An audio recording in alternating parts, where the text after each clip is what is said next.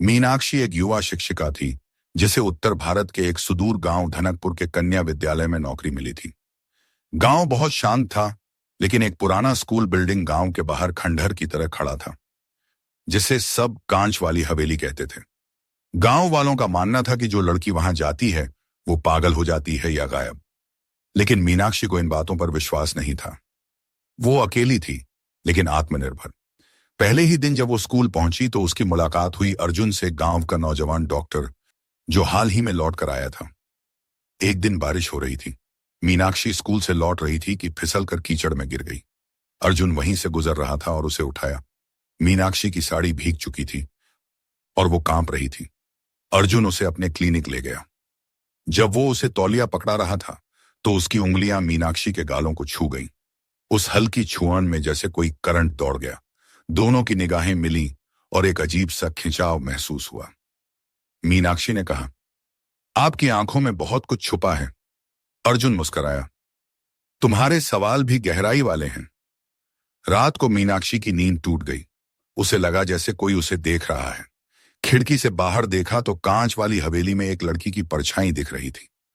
अगले दिन उसने अर्जुन से पूछा, वो हवेली सच में भूतिया है क्या? अर्जुन गंभीर हो गया। वो हवेली मेरी बहन की मौत का कारण है। मीनाक्षी सन्न रह गई। अर्जुन ने बताया कि उसकी बहन अनामिका भी वहां स्कूल पढ़ाने गई थी और एक रात के बाद पागल हो गई थी। एक हफ्ते बाद उसकी लाश मिली, कांच के शीशे में बंद। इस दर्द को बांटते बांटते मीनाक्षी और अर्जुन के बीच एक नजदीकी रिश्ता बनने लगा। एक रात अर्जुन उसे क्लिनिक में रुकने को कहता है क्योंकि बाहर तूफान था। वो कमरा शांत था, पर दोनों के दिलों में हलचल।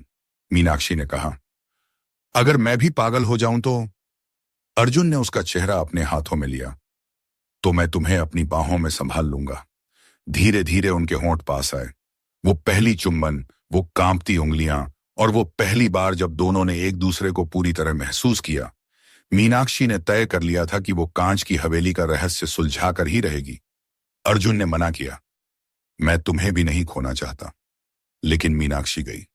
हवेली के अंदर कांच की दीवारें थीं और हर शीशे में कोई चेहरा झलकता दिख रहा था। एक अधूरी आत्मा, एक चीखती आंखें और अंधेरे में छुपा सच। उसे एक डायरी मिली, अनामिका की डायरी। उसमें लिखा था कि स्कूल के कुछ ताकतवर लोग गांव की बच्चियों के साथ शोषण करते थे और जो विरोध करता उसे पागल घोषित कर दिया जाता या मार दिया जाता। अनामिका को भी मारकर उसकी लाश हवेली में कांच में बंद कर दी गई थी। मीनाक्षी ने यह सच अर्जुन को बताया। दोनों ने गांव पंचायत में जाकर सबूत दिए। पहले तो सबने विरोध किया, लेकिन जब डायरी की लिखावट और कुछ गुप्त तस्वीरें सामने आईं तो असली गुनहगार पकड़े गए। हवेली को गिरा दिया गया, कांच तोड़ा गया और वहां दबी अनामिका की आत्मा को मुक्त किया गया। हवेली के ढहने के बाद गांव की लड़कियां खुलकर स्कूल आने लगी। डर खत्म हो गया। मीनाक्षी और अर्जुन अब साथ रहने लगे। उन्होंने गांव में एक नया क्लिनिक और लाइब्रेरी बनाई, अनामिका केंद्र। एक रात मीनाक्षी अर्जुन के सीने पर सिर रखे कहती हैं, मुझे लगता है तुमसे पहले मैं किसी और से भी प्यार करती थी, शायद पिछले जन्म में भी।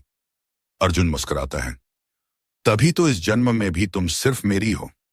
धीरे धीरे उनकी सांसें गहराने लगीं और वो कांच जो कभी डर की परछाई था अब मोहब्बत का आईना बन गया।